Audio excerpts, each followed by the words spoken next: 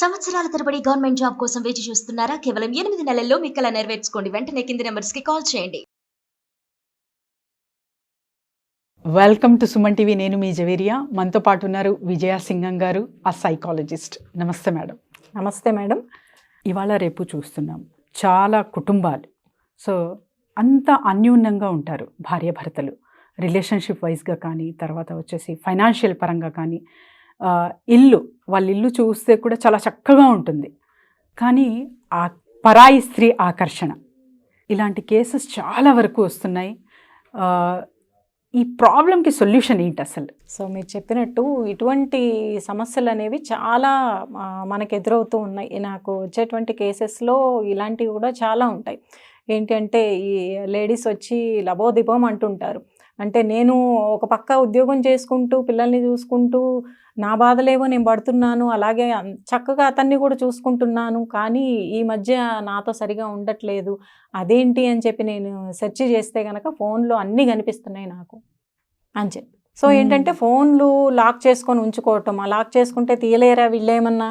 ఇప్పుడు బిహేవియర్లో తేడా తెలుస్తుంది జవేరియా గారు. ఎప్పుడైతే భార్యాభర్త మధ్య ఒక పరాయి స్త్రీ అనేది ఎంటర్ అయింది అంటే బిహేవియర్లో చేంజ్ అనేది వస్తుంది. అంటే ఇది ఏదో చిన్నగా ఈ భర్త అవాయిడ్ చేయటం కావచ్చు, తన మీద చూపేటువంటి ప్రేమలో కానీ బాధ్యతలో కానీ ఎక్కడో ఒక నటన కూడా కనిపిస్తూ ఉంటుంది. అంటే అతైనా చేయొచ్చు, లేదా చేయకుండా అయినా చేస్తూ ఉండొచ్చు. సో దాంతో భార్యకి అర్థమవుతుంది ఏంటి ఇందులో మార్పు ఏంటి. ఒకవేళ వర్క్ స్ట్రెస్ వల్ల ఇలా ఉన్నాడా అని కొంతవరకు అనుకోవచ్చు, కానీ కొంతకాలం చూసిన తర్వాత తనకు అర్థమవుతుంది. అలాగా వెళ్ళి ఫోన్లో చూసినా, లేదా తన కదలికలు, అంటే ఎక్కడికి వెళ్తున్నాడు ఏంటి, ఒక రోజులో దేనికి స్పెండ్ చేస్తున్నాడు, అంటే ఒకవేళ లేటుగా వచ్చాడు అనుకో, ఎన్ని రోజులు లేటుగా వస్తున్నాడు, ఏం కారణాలు చెప్తున్నాడు, చెప్పేటప్పుడు తన కళ్ళల్లోకి చూసి చెప్తున్నాడా, లేదా వేరేగా చెప్తున్నాడా, లేకపోతే లేనిపోని కోపాన్ని తన మీద చూపిస్తున్నాడా, ఇటువంటి అన్నిటి విధాలుగా తనకి డౌట్ అనేది వస్తుంది అనమాట. మామూలు కోపం చూపించడం వేరు, తను తప్పు చేసేటప్పుడు ఒక డిఫెన్సివ్గా అయిపోయి మాట్లాడడం వేరు. తప్పు చేసేటప్పుడు ఏం చేస్తారంటే వీళ్ళు ఎదుటి వాళ్ళు ఎక్కడ వేలెత్తి చూపిస్తారో అని చెప్పి వీళ్ళ మీదే రుద్దుతూ ఉంటారు. ఏంది నువ్వు లేటుగా వచ్చావు, ఎవరన్నా ఉన్నాడా ఏంటి, తిరిగి వస్తున్నావా ఏంటి, ఈ రకంగా. అంటే తను వెళ్ళి తిరిగి వస్తూ డిఫెన్సివ్గా తిరిగి వీళ్ళు మాట్లాడకుండా ఉండడానికి ఒక డిఫెన్సివ్ లేయర్ని ఏర్పాటు చేసుకుంటారు. దీంతో కూడా వాళ్ళేమో అర్థం కాక ఏంటంటే, ఏంది నా భర్త ఇలా బిహేవ్ చేస్తున్నాడు, ఎంత ప్రేమగా ఉండేవాడు, ఇలాంటి మాటలా తన నోట్లో నుంచి అనేటువంటి విధంగా ఇప్పుడు అవేర్ అవుతున్నారు లేడీస్. ఏంటంటే ఇలా అంటున్నాడు అంటే ఇతనికి ఏదో ఉన్నట్టుంది, లేదా సమస్య ఏదో ఉంది, మనకేదో చెప్పుకోవట్లా, లేదా ఎవరినో తగులుకున్నాడు అనేటువంటిది అర్థమవుతుంది వాళ్ళకి. అర్థమయ్యి ఇంకా వాళ్ళు ఏం చెప్పాలా, భర్త దగ్గరికి వెళ్ళి ఇలా ఉన్నాయి, ఇలాంటివి చాలా ఉన్నాయి.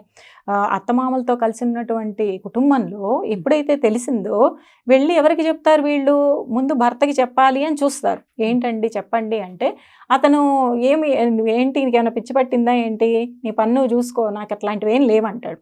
కానీ అన్నీ తెలిసినా కూడా తను డైరెక్ట్గా అడగలేనటువంటి ధైర్యం, అడిగినా కానీ తను ఒప్పుకోవట్లా. ఒకసారి ఈ కేసులో ఒకసారి ఏమైందంటే, తన అత్తమామలకి చూపించిందంట, ఇదిగో చూడండి ఎవరో అమ్మాయిని ఈ రకంగా తీసుకెళ్ళి తిరుగుతున్నాడు, ఇన్ని రోజుల నుంచి మాట్లాడితే మాత్రం ఇలా అంటున్నాడు. అంటే వాళ్ళు ఏమన్నారు, నిన్ను బాగా చూసుకుంటున్నాడా లేదా, డబ్బులు ఇస్తున్నాడా లేదా, ఇలాంటి క్వశ్చన్లు అడుగుతున్నారంట. తల్లిదండ్రులే కదా వాళ్ళు, కదా డిఫెన్స్ మోడ్లో తీసుకుంటున్నారు, నిన్నేమి వదిలిపెట్టలేదు కదా, లేదా నీకేమైనా డబ్బులు ఇవ్వట్లేదా, నీకు ఇప్పుడు సంపాదనలో ఇంటి ఖర్చులకి డబ్బులు ఇస్తున్నాడా, శుభ్రంగా తింటున్నావు కదా, ఇంకేంటి సమస్య, మగాడన్న తర్వాత అంతే తిరుగుతాడు అని అన్నీ పట్టించుకోవాక, నిన్ను బాగున్నాడా లేదా ఇంటికి వచ్చాక అది చూసుకో అని అన్నారట.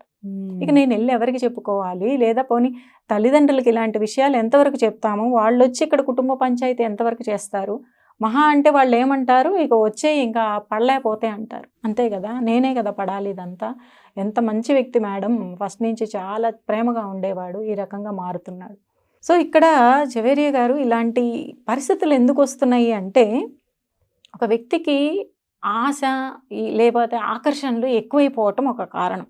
అంటే కొన్ని సందర్భాల్లో భార్య పట్టించుకోకపోవటము, అంతకుముందు చూపించినటువంటి ప్రేమానురాగాలు చూపించకపోవటం, బిజీగా ఉండడము, లేకపోతే తనకి ఎమోషనల్గా దగ్గర లేకపోవటం, లేదా ఫిజికల్ ఇంటిమసీ పరంగా సరిగా లేకపోవటం, అలాంటి కారణాలు ఉన్నప్పుడు కొంతమంది ఆ వీక్నెస్లో బయట ఎవరైనా అలా కనిపించేటప్పటికి అట్రాక్ట్ అవ్వచ్చు. అది ఒకటి. సో అది కూడా చెక్ చేసుకోవాలి. ఎలా ఉన్నా కానీ ఓవరాల్గా భర్తని ఏ రకంగా చూసుకుంటున్నాను, తనకి నీడ్స్ అన్నీ ఇప్పుడు ఎట్లయితే భార్యకి నీడ్స్ ఉంటాయో భర్త నుంచి కావాలని కోరుకుంటుందో, అలాగే భర్తకు కూడా నేను ఎంతవరకు ఇవ్వగలుగుతున్నాను, ఒకవేళ ఏదన్నా ఇవ్వలేకపోయినా దాన్ని మాట్లాడుకొని మనం ఇలా చేసుకుందాం అలా చేసుకుందాం అనేటువంటి అడ్జస్ట్మెంట్స్ ఉంటాయి, మంచి కమ్యూనికేటివ్ ప్యాటర్న్స్ ఉంటాయి.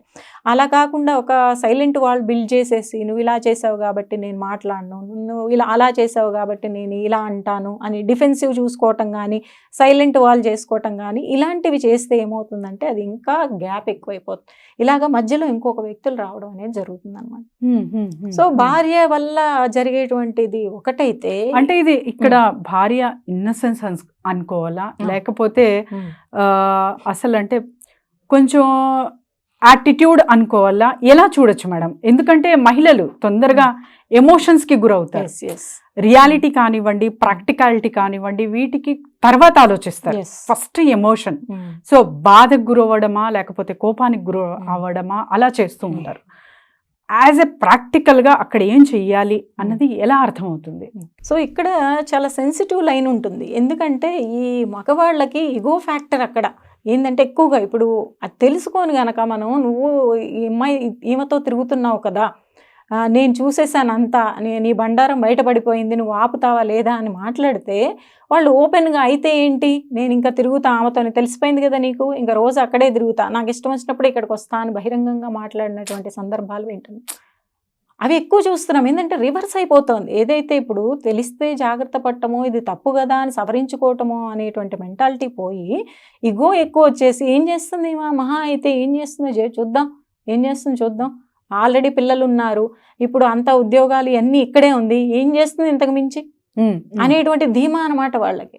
సో మీరు ఇప్పుడు ఫైనాన్షియల్గా డిపెండెన్సీ అనేది ఉంటే ఎంత బాధో, ఇప్పుడు ఫైనాన్షియల్ ఇండిపెండెన్స్ ఉన్నా కానీ ఇలాంటి మానసిక క్షోభలు తప్పట్లేదు. కాబట్టి ఆ ఇగో ఫ్యాక్టర్ ఆ రకంగా తీసుకెళ్తే వాళ్ళలో మార్పు రానంత వరకు ఈ ఆడది ఎంత ప్రయత్నం చేసి ఏం ఉపయోగం? అంటే వాళ్ళకి అత్యాశ, అంటే ఒక ఆడది సరిపోదనమాట, అత్యాశ ఆకర్షణలు ఈ రకంగా వెళ్ళిన మగాడికి ఎంత విలువలు నేర్పినా ఏం ఉపయోగం? కొన్ని సందర్భాల్లో ఈ ఎవరైతే తల్లిదండ్రులు మాట చెప్పాల్సిన వాళ్ళు కూడా మా వాడు అంతే అని మాట్లాడితే ఏం చేయాలి? మరి డైవర్స్ తీసుకోవడం ఇక్కడ సబబా, లేకపోతే పోనీలే నా లైఫ్ పిల్లల కోసం బ్రతికేద్దాము అని డెసిషన్ తీసుకోవడమా కరెక్టా? ఇక్కడ ఏంటంటే ఇద్దరిని కూడా తీసుకురావడం అనేది జరుగుతుంది. ఇక్కడ ఏంటంటే కపుల్ థెరపీ అంటాం, ఫ్యామిలీ కౌన్సిలింగ్ కూడా ఇంపార్టెంట్. వాళ్ళకి ఎవరైతే బాధ్యులుగా ఉన్నటువంటి ఫ్యామిలీ మెంబర్స్ ఉన్నారో పెద్దవాళ్ళు, వాళ్ళతో కూడా మాట్లాడటం జరుగుతుంది.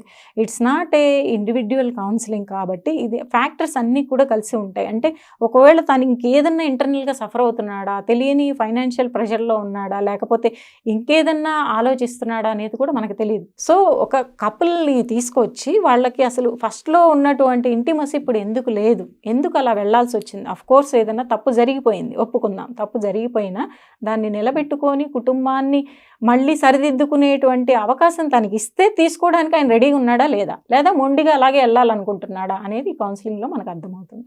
సో కపుల్ని పిలిచి వాళ్ళు గనక రిపేర్ చేసుకోవడానికి, టు రిపేర్ ద రిలేషన్షిప్కి రెడీగా ఉన్నట్లయితే భర్త కూడా తనకి కావాల్సినటువంటి కంప్లీట్ గైడెన్స్ అనేది ఇచ్చి వాళ్ళని మళ్ళీ తిరిగి ఆ విధంగా వాళ్ళని మనస్ఫూర్తిగా మార్చే విధంగా కపుల్ థెరపీ టెక్నిక్స్ అనేవి ఉంటాయి అన్నమాట. అలాగే ఫ్యామిలీ కౌన్సిలింగ్, వాళ్ళ తల్లిదండ్రులు కావచ్చు, లేకపోతే వాళ్ళతో కూడా వాళ్ళది కూడా పార్ట్ అనేది ఉంటుంది కాబట్టి వాళ్ళతో కూడా మాట్లాడి ఈ విధంగా, ఇది ఏంటంటే ఒక పెద్దవాళ్ళ పంచాయతీ కాదు కౌన్సిలింగ్ అంటే, ఇట్స్ ఎ సైకలాజికల్ కౌన్సిలింగ్ అనమాట. అంటే వాళ్ళని ఒక ఇండివిజువల్స్ని ఎంపవర్ చేసి వాళ్ళకి సెల్ఫ్ అవేర్నెస్ కలిగించి వాళ్ళ లైఫ్ని ఇంప్రూవ్ చేయటం అనమాట సైకలాజికల్ కౌన్సిలింగ్ అంటే. సో ఈ థెరపీ ద్వారా, కపుల్ థెరపీ ద్వారా చాలా వరకు రిపేర్ అయ్యి ఎన్నో కుటుంబాలు చక్కటి సుఖశాంతులతో ఉన్నటువంటి కేసెస్ ఇప్పటికీ వాళ్ళు పెడుతూ ఉంటారు నాకు ఫొటోస్, మేము చాలా హ్యాపీగా ఉన్నాము అని.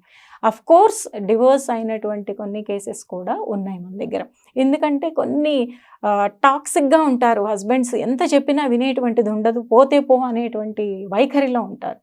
ఇంకా అటువంటి పరిస్థితుల్లో పిల్లల్ని కూడా అటువంటి పరిస్థితుల్లో పెంచుతూ వాళ్ళలో అలాంటి భావాలు తీసుకొచ్చే కంటే మనం చెప్పము అప్పుడు వి లాస్ దట్ అన్ని యొక్క ఆప్షన్స్ తన దగ్గర ఉంచడం జరుగుతుంది మొత్తం కూడా. ఈ కౌన్సిలింగ్ కానీ అసలు తను విల్లింగ్గా ఉన్నాడా లేదా, కొన్ని కేసెస్లో హీ వోంట్ కమ్ ఆల్సో, నేను రెడీగా లేను, కావాలంటే నువ్వే తీసుకో అంటారు.